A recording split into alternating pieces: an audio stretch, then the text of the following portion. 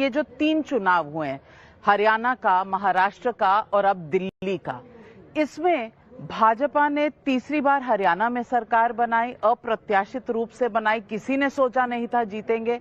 महाराष्ट्र में बिल्कुल एक हिस्टोरिक विक्ट्री हुई है और दिल्ली में जो देश की सबसे ज्यादा एडवर्टाइज, सबसे ज्यादा प्रसिद्ध पॉलिटिकल स्टार्टअप था, उसका कल्याण कर दिया है 15 सालों में। देखिए, जहां तक हरियाणा और महाराष्ट्र की बात है, दोनों ही जगह भाजपा का मुकाबला, प्राइमरली जो सीधा मुकाबला था वो कांग्रेस से था और ये बात पिछले 10, 12, 15 वर्षों से लोगों ने देखी है और जो लोग भी राजनीतिक स्थिति पर थोड़ा बहुत भी समझ रखते हैं वो ये बताते रहे कि जब कांग्रेस और भाजपा में सीधा मुकाबला होता है तो ज्यादातर जगहों पर पिछले 10-15 साल में कांग्रेस भाजपा के सामने खड़ी नहीं हो पाई है। तो महाराष्ट्र और हरियाणा में तो वो दिखा। जहां तक दिल्ली की बात है, दिल्ली में पॉलिटिकल स्टार्टअप तब आम आदमी पार्टी नहीं रह गया था। 2008-9 से शुरू हुई व्यवस्था को आज 15 साल हो गए, तो स्टार्टअप से अब वो मैच्योर ग्रोन अप राजनीतिक पार्टी हो गई है। 3-4 जो बड़ी वजह, मैं अगर मेरा हालांकि ये विषय नहीं है, ये तो आम आदमी पार्टी को देखना है, लेकिन 3-4 जो बड़ी गलतियां उनसे हुई हैं, एक तो एक नॉर्मल एंटी इनकम्बेंसी 10 साल का रहा है, लेकिन जो एक बड़ी स्ट्रेटेजिक ब्लंडर उन्होंने करी, एक तो उनकी जो पोजीशनिंग थी पार्टी विथ ए डिफरेंस, वो इंडिया अलायंस में एक फॉर्मल एंट्री के बाद वो डाइल्यूट हो गई। तो एक बहुत बड़ा वर्ग, क्योंकि पिछली बार दिल्ली लोकसभा चुनाव में मैं आम आदमी पार्टी की मदद कर रहा था, तो हम लोगों ने ये देखा था कि दिल्ली में एक बहुत बड़ा वर्ग था जो इस नाम पर आम आदमी पार्टी को वोट देता था कि ऊपर मैंने भाजपा को वोट दिया है लोकसभा में, लेकिन मैं विधानसभा में केजरीवाल को दूंगा। जब केजरीवाल जी और आम आदमी पार्टी, इंडिया अलायंस के फॉर्मल अलायंस हो गए तो उनको उसका नुकसान हुआ और इंडिया अलायंस में रहे भी नहीं, तो जो इंडिया अलायंस के वोटर है वो भी नहीं मिला, तो ना माया मिली ना राम, दोनों ओर से नुकसान हो गया।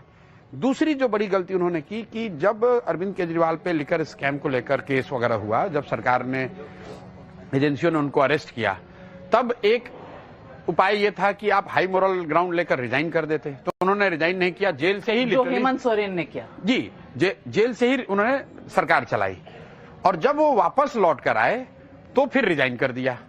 तो ये तो ऐसे हो गया कि लालू जी जब चारा घोटाला में पकड़े गए तो रिजाइन करके राबड़ी जी को बनाए, और ये समझिए कि अगर वो लालू जी जब वापस छूट कर आए तो वो और राबड़ी जी रिजाइन करके चले जाते और किसी तीसरे को बैठा देते, तो न उनका अपना सपोर्टर खुश हुआ, ना उनका विरोधी खुश हुआ। ये दो बड़ी स्ट्रेटेजिक भूल मैं समझता हूं आम आदमी पार्टी से हुई। और फाइनली ये जो पॉल्यूशन और जमुना वाले जो मुद्दे हैं, शीश महल वाले जो मुद्दे हैं, इसने कहीं ना कहीं मिडिल क्लास को हिलाया। तो कुल मिला जुला के 8-10% वोट का जो नुकसान हुआ है, उसके लिए भाजपा ने कुछ बहुत अच्छा नहीं किया। आम आदमी पार्टी अपनी गलतियों से 10% का नुकसान उनको है, क्योंकि 44% वोट अभी भी उनको आया है, वो कम ताकत नहीं है। लेकिन अगर पूछूं तो आप एडवाइजर नहीं रहे, ये बड़ी कमी नहीं, हम लोग तो देखिए हमेशा कहते हैं हम लोग क्या कर सकते हैं, हम लोग तो ऑन द मार्जिन आपको सुझाव दे सकते हैं। अब इतना ही फायदा हो सकता है कि अगर मान लीजिए कि हम जैसे लोग जुड़े होते, तो मैं अरविंद केजरीवाल को ये कभी नहीं कहता कि तुम रिजाइन कर दो, क्योंकि वो आपकी सब, ये ऐसे वो मोदी जी रिजाइन कर दें प्राइम मिनिस्टर से और फिर भाजपा के किसी दूसरे को बैठा के जिताने की कोशिश करे, तो बहुत मुश्किल। कई बार लोग ये समझते हैं कि ये जो प्रोफेशनल साथी हैं, ये आकर डोर टू डोर करते हैं, डिजिटल करते हैं, उससे कोई थोड़ी चुनाव जीतता है, वो तो कर्मकांड है। अगर आप स्ट्रेटेजिक मिस्टेक करेंगे, जैसे 2015 में हम लोग बिहार में चुनाव जीते, तो उसमें सबसे बड़ा स्ट्रेटेजिक डिसीजन ये था कि मांझी जी को हटाकर नीतीश जी को वापस लाएं और लालू और कांग्रेस को ये मना लिया जाए कि नीतीश जी ही चेहरा रहेंगे। अगर वो ठीक नहीं होगा तो आप चाहे जितना डिजिटल कर लो या जितना आप डोर टू डोर कर लो, उससे आप चुनाव नहीं जीत सकते हैं। तो प्रशांत किशोर जी, अब अगला चुनाव तो बिहार में ही। बिल्कुल, और हम लोग तैयार हैं, बिल्कुल अब तैयार हो चुके हैं। बिल्कुल, आप देखिए बाईपोल में तो ऐसा नहीं लगा कि आपकी तैयारी थी, 4 सीटों पे 3 में जमानत जब्त हो गई। किसने कहा आपको? मतलब आप लोग भी, आप तो इतने लंबे समय से पत्रकार हैं, झारखंड की हैं, बिहार की पॉलिटिक्स को खूब समझती हैं। ये निश्चित तौर पे कह सकते हैं कि बाईपोल में जितनी उम्मीद लोगों की या हमारी या हमसे लोगों की थी, उतनी वैसा रिजल्ट नहीं आया। लेकिन 2 बातें जो हम लोग 3 साल से कह रहे हैं कि बिहार परिवर्तन के लिए बिल्कुल तैयार है, वो किसी भी हालत में इनकम्बेंट को वोट नहीं करने जा रहा है। और अभी तक जो 5 बाई इलेक्शन हुए हैं, 4 विधानसभाओं में और 1 विधान परिषद का हुआ है, वो 5 में 4 इनकम्बेंट हारा है। तो एक चीज तो आप क्लियर समझ लीजिए कि बिहार में ज्यादातर लोगों ने ये मन बना लिया है कि परिवर्तन चाहिए, बदलाव तो चाहिए, अब बदलाव का फायदा किसको होगा, किसको वोट मिलेगा, ये मुझे नहीं पता है। ये संभव है कि कुछ लोग जनसुराज को दें, कुछ किसी निर्दलीय को दे दें, लेकिन बिहार में जितने भी चुनाव अभी हुए हैं 3/4 इनकम्बेंट हारा है। अब आ जाइए जनसुराज पे। जनसुराज को कितना वोट मिला? हमें 10% वोट मिला। 10% वोट बहुत कम है, लेकिन बिहार के परिप्रेक्ष्य में जो दल 1 नवंबर को जिसको सिंबल मिला और 10 दिन के बाद चुनाव हुआ, उसके लिए 10% बहुत बड़ा वोट है। जस्ट आपके व्यूअर्स के जानकारी के लिए बता दूं, भाजपा को इसी बिहार में 10% वोट लाने में 20 वर्ष लगे हैं। पिछले चुनाव में भाजपा को बिहार में 19.6% वोट आया है।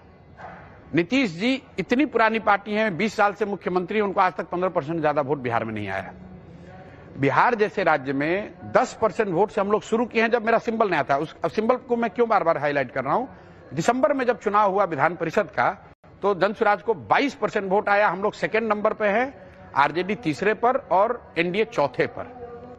लेकिन सवाल तो हमेशा यही होगा कि 2 यहां पर अलायंस हैं। एक है आरजेडी कांग्रेस की अलायंस, दूसरी तरफ है एनडीए जेडीयू और बीजेपी की। आप वोट कटर का काम करेंगे जैसे कांग्रेस ने दिल्ली में केजरीवाल के लिए किया? भाई देखिए, वोट कटर के लिए तो अगर आप 5, 7, 8, 10% वोट ला रहे हैं तो आप वोट कटर ना। हम 22% वोट लेकर आए हैं, तो हम वोट कटर पर नहीं, दिसंबर में जो चुनाव हुआ उसमें हम लोग 22% वोट लेकर आए हैं। बाई इलेक्शन से पहले मैं पदयात्रा कर रहा था। उन इलाकों में जहां इलेक्शन हुआ वहां पदयात्रा भी नहीं हुई है, संगठन भी नहीं हुई, सिर्फ लोगों ने जनसुराज का नाम सुना हुआ था। अब मैंने पिछला 4 महीने पूरी ताकत मेरी संगठन बनाने पर है। लोगों ने बात सुन ली है। लोग ये कह रहे हैं कि नहीं, प्रशांत किशोर बात तो ठीक कह रहे हैं, बिहार में ऐसा प्रयास होना चाहिए। और एक बड़ा वर्ग है जो ये कह रहा है कि अगर बिहार में परिवर्तन हो सकता है, कुछ सुधर सकता है, तो प्रशांत किशोर जनसुराज कर सकते हैं। यहां तक बात आ गई है। अब वो कर पाएंगे कि नहीं, उसके लिए हमारे पास संगठन होना चाहिए। तो now it's a function of कि जनसुराज और हम पूरी ताकत लगाकर गांव-गांव तक अपना संगठन जितनी जल्दी बना पाएं। उसके बाद आप देखेंगे बहुत कांटे की लड़ाई होगी और बिल्कुल त्रिकोणीय लड़ाई होगी। यहाँ त्रिकोणीय लड़ाई में हमेशा कहा जाता है कि बीजेपी को ही एडवांटेज होता है। नहीं, बीजेपी यहाँ इतनी बड़ी ताकत नहीं है। बीजेपी टोटल लड़ेगी 100 सीट। आप ये समझ लीजिए कि बीजेपी यहाँ 243 में 100 सीट ही लड़ेंगे। तो कैसे वो कैसे डिटरमिन करेंगे? 150 सीट पे तो भाजपा लड़ेगी ही नहीं।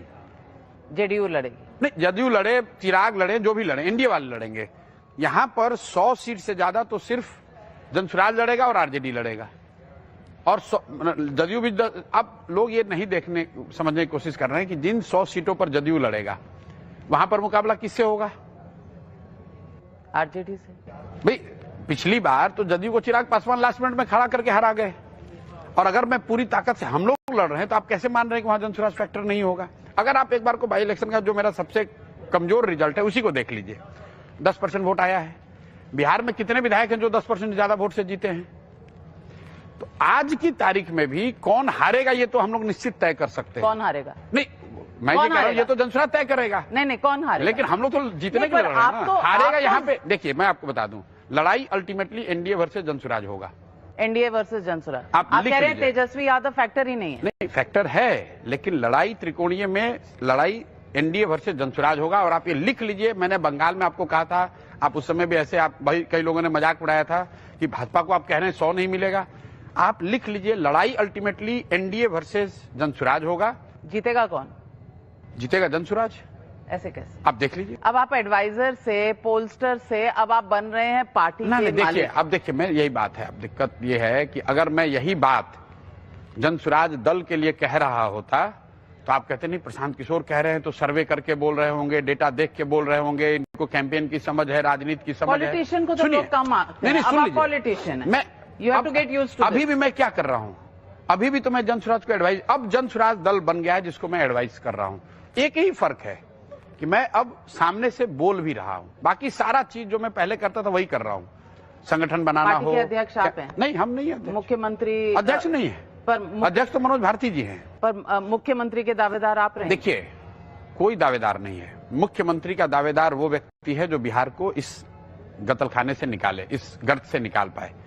वो तो काम आप कर रहे हैं। नहीं, मैं निकाल नहीं पाया। मैंने निकालने का एक प्रयास शुरू किया है और मुझे इस बात का सेटिस्फेक्शन है कि पहली बार बिहार जैसे राज्य में एक बड़े वर्ग में ये कॉन्फिडेंस जरूर आया कि चलो कुछ एक प्रयास तो शुरू हुआ, कोई कोशिश तो कर रहा है।